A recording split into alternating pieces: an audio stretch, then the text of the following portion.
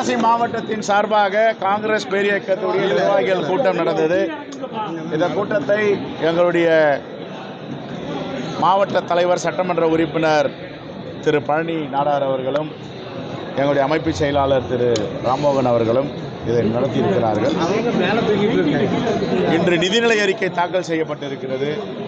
இந்த நிதிநிலை அறிக்கை எல்லா மாநிலங்களுக்குமான ஒரு ஒன்றிய அரசு போடுகின்ற நிதிநிலை அறிக்கையா அல்லது தன்னுடைய ஆட்சியை காப்பாற்றிக் கொள்வதற்காக ஆந்திராவிற்கும் பீகாருக்கும் போட்ட நிதிநிலை அறிக்கையா என்பதை அவர்கள் தெளிவுபடுத்த வேண்டும்.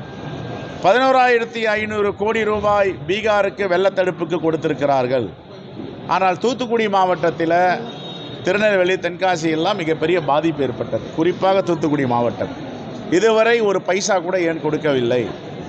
அப்பொழுது தேர்தலில் ஒரு மாநிலம் வாக்களிக்கவில்லை என்றால் அந்த மாநிலத்தை புறக்கணிக்க முடியுமா? அப்படி அரசியலமைப்பு சட்டத்தில் இடம் இருக்கிறதா என்பதை மோடி அவர்கள் சொல்ல வேண்டும். ரயில்வே துறையில் தொடர்ந்து விபத்துகள் ஏற்படுகின்றன. அந்த விபத்துகளை பற்றி ஒரு வார்த்தை கூட சொல்லவில்லை.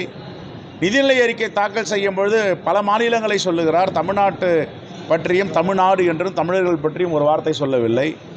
வாக்கு கேட்க வரும்பொழுது மட்டும் தமிழர் நாகரிகம், தமிழர் பண்பாடு, தமிழ்நாடு இலக்கியம் இதை பற்றி பேசுகிறார் மோடி அவர்கள். நிர்மலா சீதாராமன் அவர்கள் பேசுகிறார். தமிழ்நாட்டை சார்ந்த நிதியமைச்சர் நிர்மலா சீதாராமன் ஏன் தமிழ்நாட்டை புறக்கணிக்கிறார்? இதையெல்லாம் அவர்கள் பதில் சொல்ல வேண்டும். மாற்றாந்தாய் மனப்போக்கோடு கடந்த 10 ஆண்டுகளாக தமிழ்நாட்டை புறக்கணித்து வந்தார்கள். இப்பொழுது இந்த 3 ஆண்டுகளாக கடுமையாக புறக்கணிக்கிறார்கள். சென்னை மெட்ரோ ரயிலுக்கு அந்த திட்டத்திற்கு நிதி ஒதுக்குகிறேன் என்று சொன்னார்கள், ஒதுக்கவில்லை. ஆனால் மாண்புமிகு முதலமைச்சர் அவர்கள் தமிழ்நாட்டு நிதியிலேயே அது சரி செய்திருக்கிறார். இப்படி எவ்வளவு கடன் வாங்கி செய்ய முடியும் என்ற நிலை இருக்கிறது. ஆகவே தமிழ்நாடு என்பது இந்தியாவில் இருக்கிறது என்பதை மோடி அவர்கள் மறந்துவிடக்கூடாது.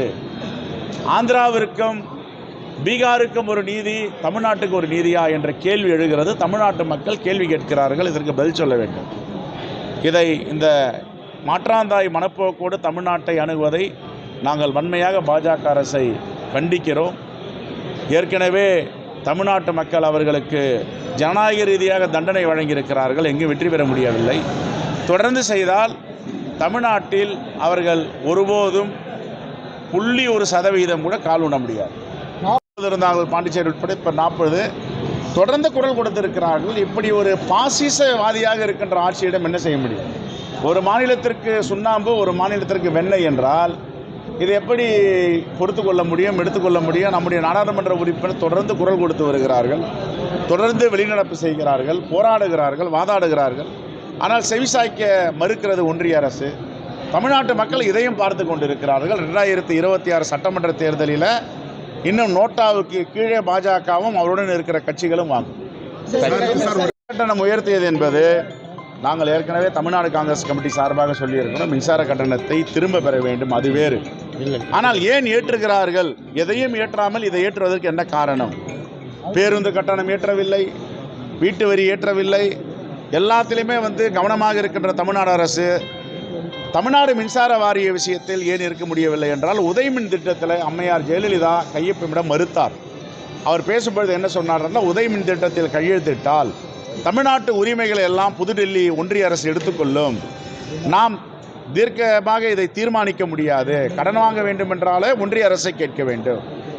ஆகவே அவர்கள் திட்டமிடுவார்கள், அவர்கள் நிர்ணயிப்பார்கள் எவ்வளவு ஒரு யூனிட்டுக்கு வசூல் செய்ய வேண்டும் என்று மறுத்தார்.